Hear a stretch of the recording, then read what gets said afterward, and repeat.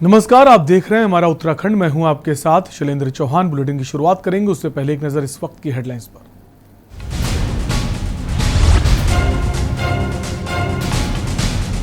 नंदीग्राम से ममता को जीत के बाद मिली हार, 1953 मतों से मिली पराजय, कोर्ट का दरवाजा खटखटाएगी ममता। जनता से मुखातिब हुए सीएम तीरथ रावत, कोरोना पर दिया जनता को संदेश, बीमारी न छिपाने की अपील। बढ़ते कोरोना पर सरकार सतर्क, एक माह में बढ़ाए गए 2500 ऑक्सीजन बेड। स्वास्थ्य सचिव बोले, संक्रमण रोकथाम पर प्रयास कर रही सरकार। कुमाऊं आईजी अजय रौतेला ने किया दोरहा बॉर्डर का निरीक्षण, अधिकारियों को दिए सतर्कता बरतने के निर्देश। रजिस्ट्रेशन के बाद ही मिलेगा प्रदेश में प्रवेश। रुद्रपुर में लेन देन का झगड़ा महाभारत में बदला, दो पक्षों में जमकर हुई मारपीट, सोशल मीडिया पर वीडियो वायरल। तेज हवाओं के साथ मैदानी इलाकों में बारिश, बद्रीनाथ केदारनाथ में हुई बर्फबारी, लोगों को मिली गर्मी से राहत। आप देख रहे हैं के न्यूज, खबरों का सारथी। और बुलेटिन की शुरुआत करेंगे इस वक्त की बड़ी खबर से। देहरादून से आ रही है, जहां 24 घंटे में 5606 नए कोरोना संक्रमित मिले हैं। हरिद्वार में 628, उधम सिंह नगर में 567 मिले हैं 24 घंटे में। पौड़ी में 234, नैनीताल में 436 नए मामले सामने आए हैं। देहरादून में 24 घंटे में 5606 नए कोरोना संक्रमित मिले हैं। 24 घंटे में कोरोना से 71 लोगों की मौत हो गई है। एक्टिव केस की बात करें तो 53,612 पार हो गए हैं। कोरोना की राजधानी बन चुका है देहरादून। सबसे ज्यादा 2580 मामले सिर्फ देहरादून में आए हैं। वहीं हरिद्वार में 628, उधम सिंह नगर में 567, पौड़ी की बात करें 234, टिहरी में 248, वहीं चमोली में 223 लोग संक्रमित पाए गए। नैनीताल में 436 नए मामले सामने आए हैं। देहरादून में 24 घंटे में 5606 नए कोरोना संक्रमित मामले सामने आए हैं। 24 घंटे में कोरोना से 71 लोगों की मौत हो गई है।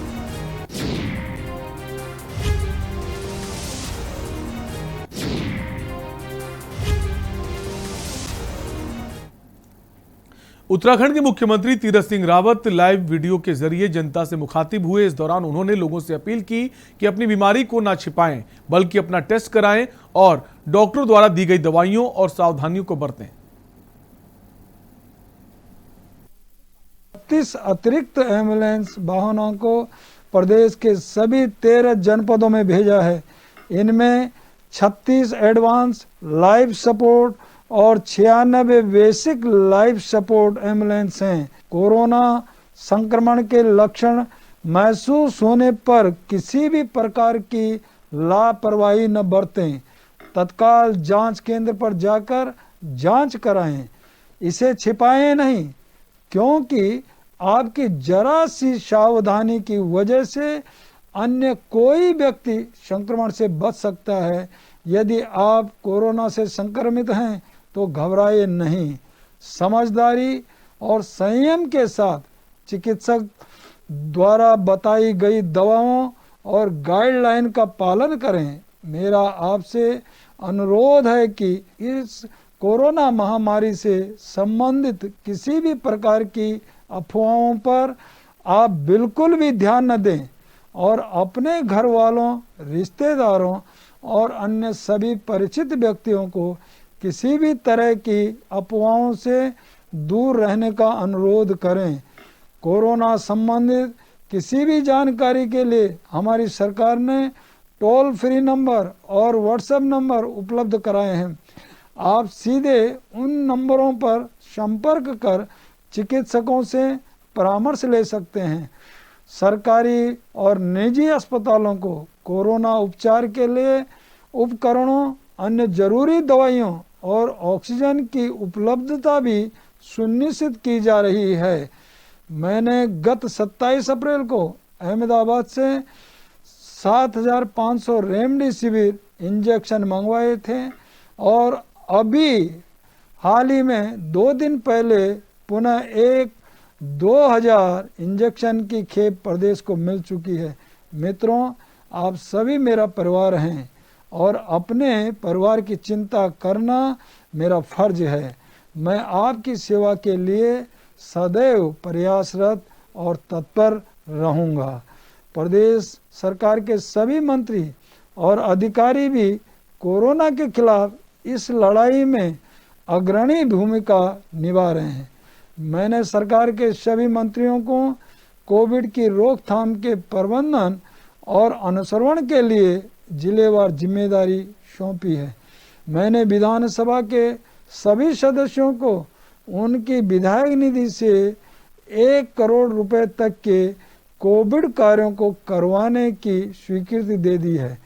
मेरी सभी विधायकों से अपेक्षा की है कि वे तत्काल अपने अपने क्षेत्रों में कोविड की रोकथाम के लिए हर संभव प्रयास करेंगे और विशेषकर सुदूरवर्ती इलाकों में रह रहे लोगों को पूर्ण सहयोग देंगे।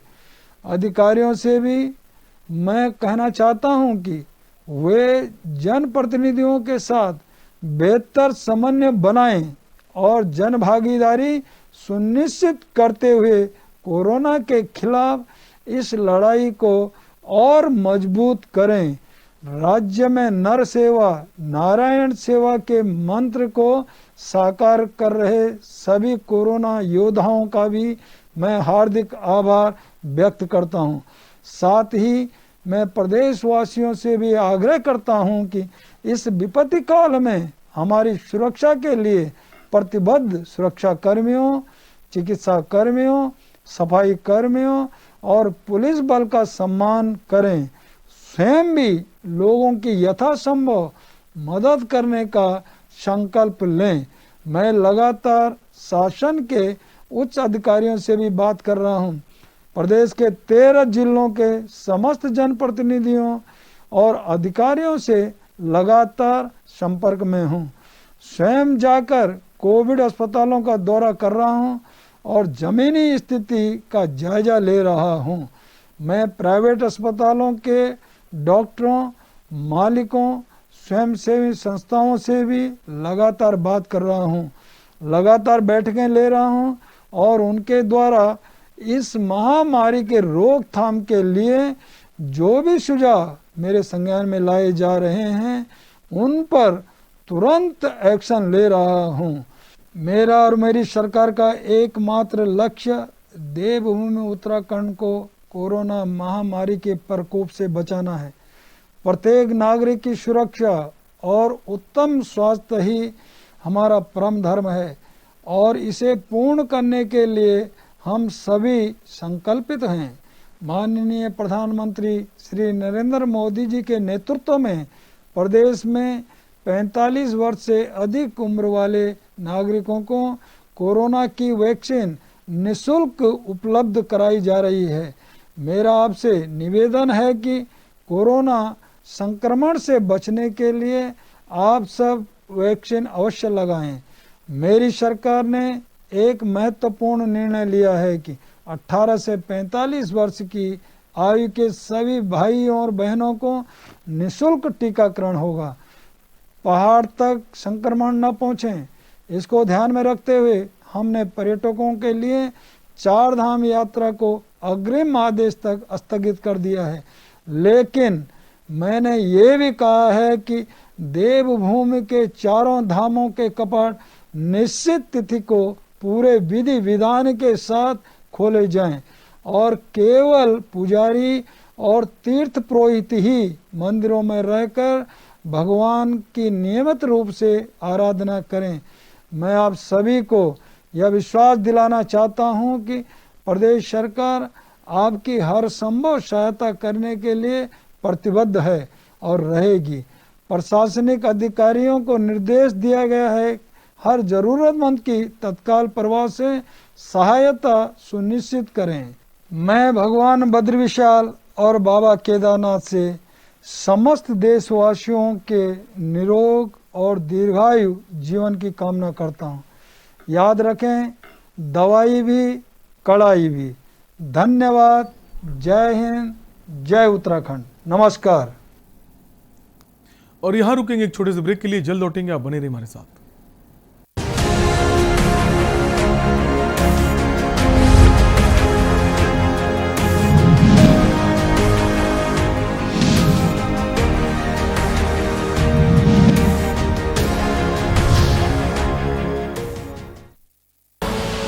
आप देख रहे हैं के न्यूज, खबरों का सारथी। जुबान के लिए उड़ चला गैरों की ज़मीं पर, खुशबू अपने पन की ढूंढता। दूर कितना भी जा, इस जुबान से दूर ना जा पाओगे। विमल, बोलो जुबान केसरी।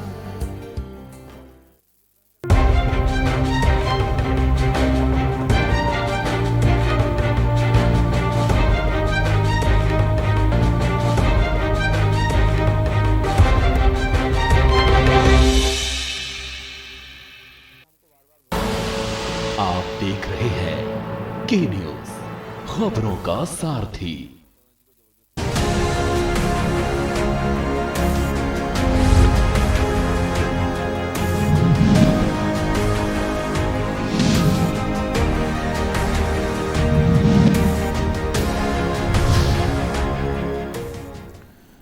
ब्रेक के बाद आपका स्वागत है। खबर देहरादून से, जहां स्वास्थ्य सचिव अमित नेगी ने प्रदेश में कोरोना महामारी से लड़ने के लिए स्वास्थ्य तैयारियों को लेकर प्रेस वार्ता कर जानकारी दी। इस दौरान आईजी अमित सिन्हा भी मौजूद रहे, जिन्होंने दवाइयों की चल रही कालाबाजारी के बारे में बताया।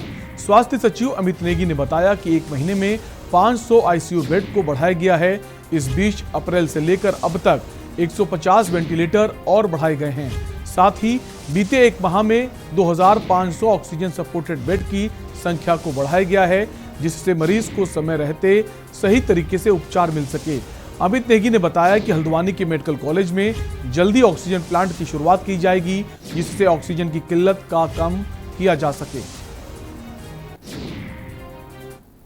मैं आप सबके समक्ष रखना चाहूँगा, हमारी जो 1 अप्रैल 2020 को जो पोजीशन थी आईसीयू बेड्स की, करीब 216 थी, और यही पोजीशन हमारी 1 अप्रैल 2021 को 836 थी, 836, और एज ऑन डेट हमारी ये पोजीशन 1336 है।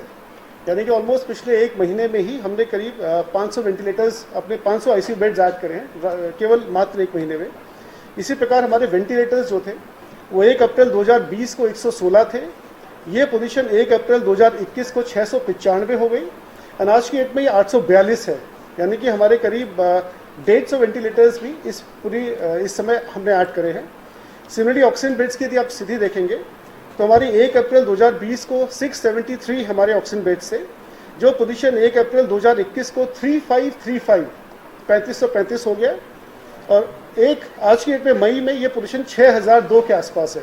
लगा कि तो कई सारे लोग ऐसा है कि इस पैंडेमिक में भी बड़ा अमानवीय व्यवहार कर रहे हैं, तो उन पे हम लोग का शिकंजा लगातार जारी है।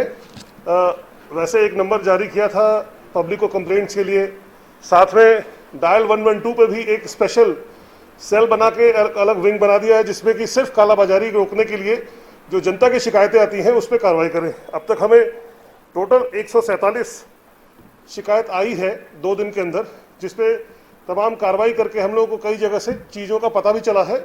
यद्यपि एक अच्छी बात यह है हमारे क्षेत्र में कि कई जगहों पर जो शिकायतें आई उसमें बात की पुष्टि नहीं हुई। इसका मतलब कि ऐसे कोई बहुत बड़े स्तर की कालाबाजारी नहीं हो रही। हाँ, ये ज़रूर मिल रहा है कि कहीं कोई हॉस्पिटल बेड एक्स्ट्रा पैसे में दे रहा है, कहीं कोई ऑक्सीजन में कुछ पैसे ज़्यादा ले रहा है। जैसे कल ही एक पल्स ऑक्सीमीटर का एक रेट करके पकड़ा गया, 1200 रुपये का पल्स मीटर 2200 रुपये में बेच रहा था। तो इस तरह से हमारा ट्रैप भी जारी रहेगा, और मैं आप लोग के माध्यम से उनको ये भी मैसेज पहुंचाना चाहूँगा कि हमारा ट्रैप लगा हुआ है। यदि इस तरह की व्यवहार करते हैं वो, तो जल्द ही वो पकड़े जाएंगे, ये तय बात है। बाजपुर पहुंचे कुमाऊं के आईजी अजय रौतेला ने उत्तर प्रदेश की सीमा से लगे दोरहा बॉर्डर का निरीक्षण किया। इस दौरान आईजी अजय रौतेला ने पुलिस कर्मचारियों को सतर्कता बरतते हुए दूसरे प्रदेशों से आने वाले लोगों को दून स्मार्ट सिटी में रजिस्ट्रेशन कराने के बाद ही प्रदेश में प्रवेश कराने के निर्देश दिए। आपको बता दें कि उत्तराखंड में कोरोना वायरस का प्रकोप दिन प्रतिदिन बढ़ता जा रहा है, जिस पर रोक लगाने के लिए शासन और प्रशासन लगातार प्रयास कर रहा है। वहीं इसी के चलते प्रदेश सरकार द्वारा दी जा रही गाइडलाइन का पुलिस प्रशासन द्वारा कितना सख्ती से पालन किया जा रहा है, इसका निरीक्षण करने के लिए कुमाऊं के आईजी अजय रौतेला दोरहा बॉर्डर पहुंचे। इस दौरान कुमाऊं के आईजी अजय रौतेला ने कहा कि दूसरे प्रदेश से आने वाले लोगों को पुलिस प्रशासन द्वारा स्मार्ट सिटी में रजिस्ट्रेशन कराने के बाद ही प्रदेश में आने की अनुमति दी जा रही है। ऐसा है कि 3-4 दिन पहले से हमारे यहाँ पे चल रहा है। इस समय जो एंट्री पॉइंट्स हैं वहाँ पे हम लोग दून स्मार्ट सिटी में अपना रजिस्टर होना चाहिए, और जो बाहर के लोग आ रहे हैं उनका RT-PCR होना चाहिए। ये चेक कर रहे हैं, जो भी आदमी आ रहा है उसका रजिस्ट्रेशन कर रहे हैं, और वो संबंधित जो भी गांव या जिला जहाँ पे भी जा रहा है उसको हम मैसेज कर दे रहे हैं, जिससे कि उसकी कॉन्टैक्ट ट्रेसिंग हो सके। ये बताया गया है। यहाँ पे तो है कि फोर्स कम है, लेकिन अच्छी बात है कि जितना हमारा फोर्स है वो डबल वैक्सीनेटेड है, तो फैटल नहीं हो रहा है, नुकसान ज़्यादा नहीं हो रहा है। लेकिन प्रोटोकॉल जो है 14 दिन तक उनको क्वारंटाइन रहना पड़ रहा है। हरिद्वार के जिलाधिकारी सी रविशंकर और पतंजलि योगपीठ के आचार्य बालकृष्ण के साथ मेला नियंत्रण सभागार में पतंजलि और सरकार के सहयोग से बेस चिकित्सालय कुंभ मेला और बाबा बर्फानी चिकित्सालय दूधाधारी के संचालन किए जाने को लेकर बैठक हुई, जिसमें संयुक्त संसाधन और सेवाओं से चिकित्सालय संचालन के लिए अनुबंध पर विचार विमर्श करते हुए पतंजलि की ओर से स्टाफ नर्स, आयुर्वेद चिकित्सक, योग प्रशिक्षक, भोजन व चिकित्सक व स्टाफ के लिए आवासीय सुविधा सहित अन्य सेवाओं पर सहमति बनी। वहीं जिला प्रशासन की ओर से अन्य DCHC, DHC की तरफ से सभी सेवाएं संसाधन उपलब्ध कराए जाएंगे।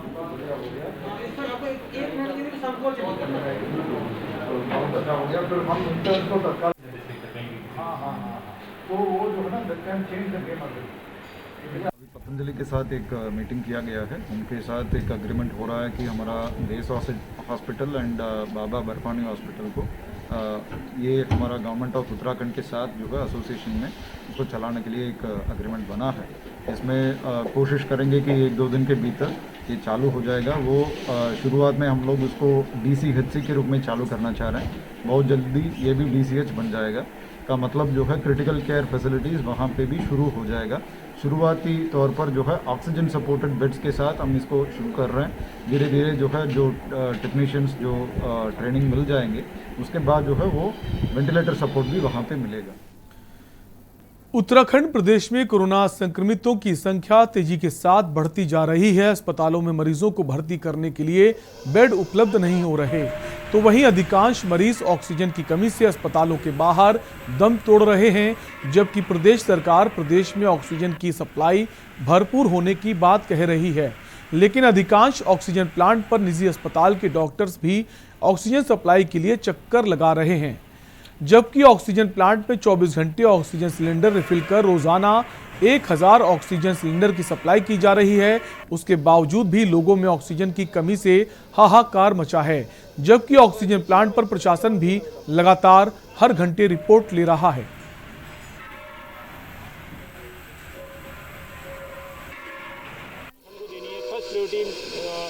टॉप प्रायोरिटी जो है उत्तराखंड को देनी है, तो उस बेसिस पे हम काम भी कर रहे हैं। हमारे वेंडर भी जो है हमारे साथ जो जुड़े हुए हैं वो ऑलरेडी लोकल हॉस्पिटल जो है उनको सप्लाई कर रहे हैं।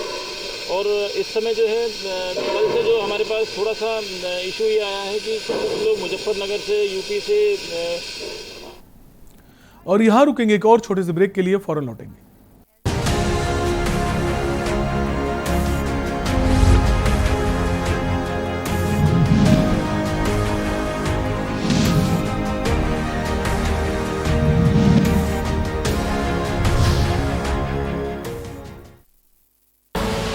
आप देख रहे हैं के न्यूज, खबरों का सारथी।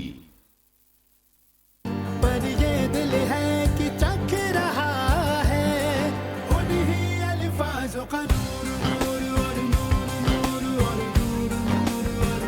दूर कितना भी जाओ, इस जुबान से दूर ना जा पाओगे। विमल, बोलो जुबान केसरी।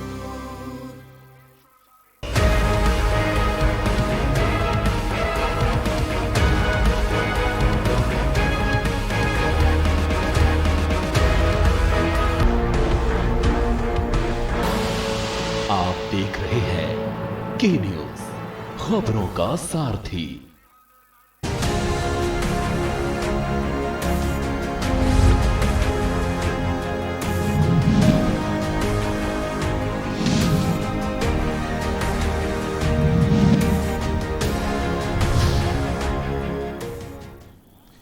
ब्रेक के बाद आपका स्वागत है। सरोवर नगरी नैनीताल में लगातार बढ़ते कोरोना संक्रमण के चलते रविवार को साप्ताहिक कोरोना कर्फ्यू की सख्ती देखने को मिली।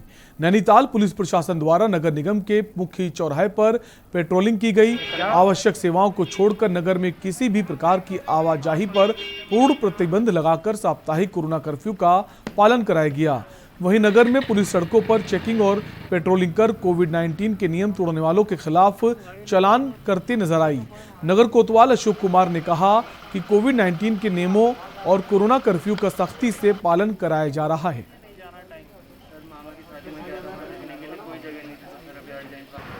आदेश है और उसका अनुपालन किया जा रहा है और हमारे जो उच्चाधिकारी हैं उनके निर्देशन में अनुपालन किया जा रहा है।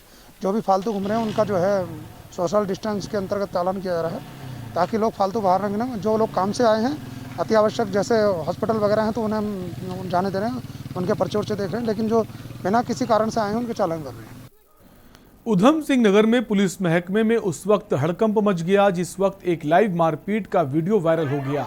वीडियो वायरल होने के बाद पुलिस हरकत में आई और मुकदमा दर्ज कर जांच में जुट गई है। ये पूरी घटना गदरपुर थाना क्षेत्र के ग्राम झगड़पुरी की है, जहां पैसे के लेन देन का झगड़ा महाभारत में बदल गया।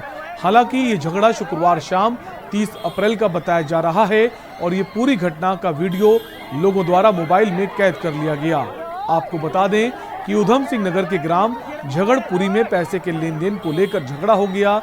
ये मामूली झगड़ा इतना बढ़ गया कि जिसने महाभारत का रूप ले लिया। आप तस्वीरों में साफ तौर पर देख सकते हैं कि किस तरह से लाठी डंडे चल रहे हैं। दोनों पक्ष एक दूसरे के खून के प्यासे नजर आ रहे हैं। वहाँ झगड़ा हुआ है झगड़पुरी में, जिसमें वादी तौफीक अहमद की तहरीर के आधार पर आज मुकदमा पंजीकृत कर दिया गया है। इसमें पैसों के लेन देन को लेकर झगड़ा हुआ था। जो पीड़ित पक्ष है उसने पैसे लेने थे उससे 3,000 रुपये। इसी बात में इसमें आपस में झगड़ा हुआ है। जिले में मौसम विभाग का पूर्वानुमान सही साबित हुआ। निचली घाटियों में रुक रुक कर बारिश और ऊंचाई वाले इलाकों में बर्फबारी का सिलसिला जारी है। यमुनोत्री एवं गंगोत्री धाम के साथ ही ऊंचाई वाले क्षेत्रों में बर्फ की सफेद चादर बिछ गई है। तापमान में गिरावट आने से जिले के लोगों को गर्मी से राहत मिली है।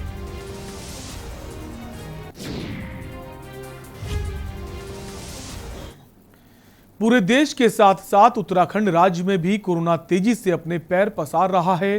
राजधानी देहरादून में बीजेपी की स्टूडेंट विंग एबीवीपी के सदस्य द्वारा तथा कथित तौर पर कोरोना प्रोटोकॉल तोड़ने का मामला सामने आया है।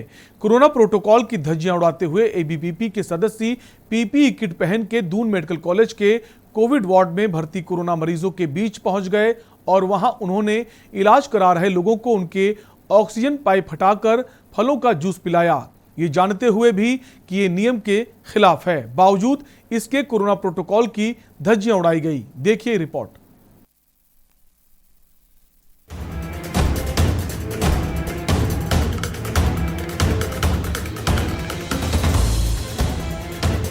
दून मेडिकल कॉलेज के कोविड वार्ड में जाकर मरीजों को एबीवीपी सदस्यों द्वारा फलों का जूस बांटने वाला वीडियो सोशल मीडिया पर वायरल हो रहा है। वीडियो में दिख रहा है कि वे वार्ड में इलाज करा रहे मरीजों के चेहरे पर लगी ऑक्सीजन की पाइप को निकालकर उन्हें पीने के लिए जूस का गिलास दे रहे हैं। खुद खा लेंगे भैया। अखिल भारतीय विद्यार्थी परिषद के राष्ट्रीय कार्यकारिणी के सदस्य विक्रम ने बताया कि हर दिन हॉस्पिटल स्टाफ कर्मचारी कोरोना से संक्रमित हो रहे हैं। इसको देखते हुए विद्यार्थी परिषद के कार्यकर्ताओं ने अस्पताल में आए लोगों का सहयोग करते हुए उनकी समस्याओं का निदान किया है। वहीं बीजेपी प्रदेश अध्यक्ष मदन कौशिक ने भी अपनी प्रतिक्रिया दी है।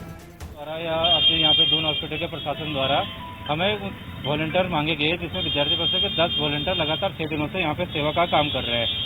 हम PRO ऑफिस में कॉल रिसीव करने से अलावा जो टेस्टिंग हो रही है उन टेस्टिंग पे उनको लाइन लगवाना, अपने जो लोग अपने पेशेंटों को भोजन देने आ रहे हैं उनको गेट का वहाँ पे भोजन एकत्र करना, उसके बाद उनको वहाँ के प्रशासन के जो आपके हॉस्पिटल प्रशासन के जो लोग हैं उनको वो भोजन वितरित करने के लिए हम लोग देते हैं। लगातार हम 6 दिन से यहाँ पे विभिन्न प्रकार की सेवाएं यहाँ पे दे रहे हैं विद्यार्थी परिषद देहरादून के कार्यकर्ता।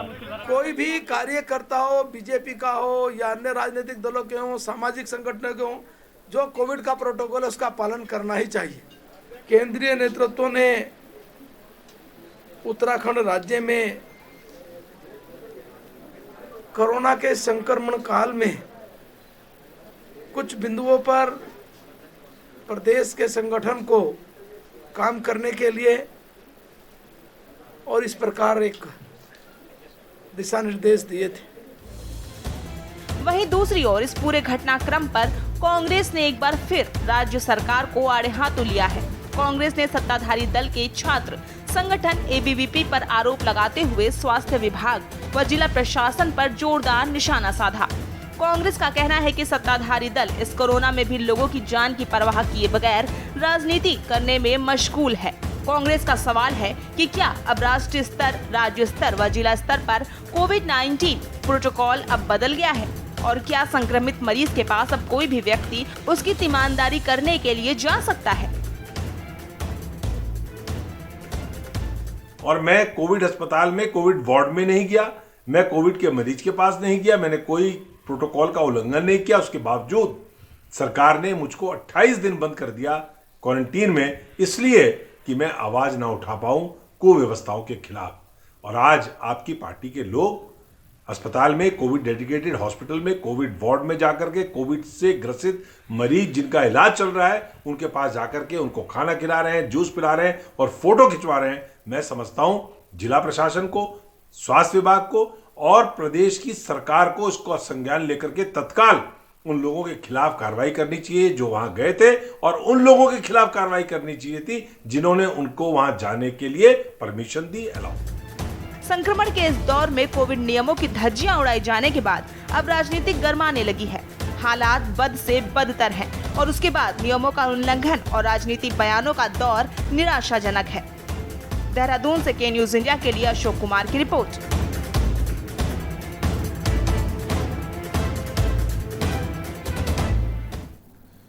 और फिलहाल इस बुलेटिन में इतना ही। आप देखते रहिए के न्यूज इंडिया। नमस्कार।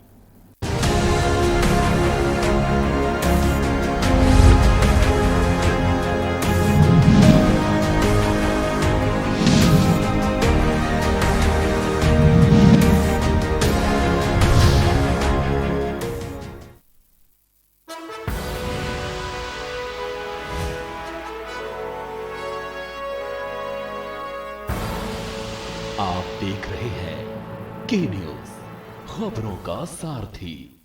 जुबान के लिए उड़ चला गैरों की ज़मीं पर, खुशबू अपने पन की ढूंढता। दूर कितना भी जा, इस जुबान से दूर ना जा पाओगे। विमल, बोलो जुबान केसरी।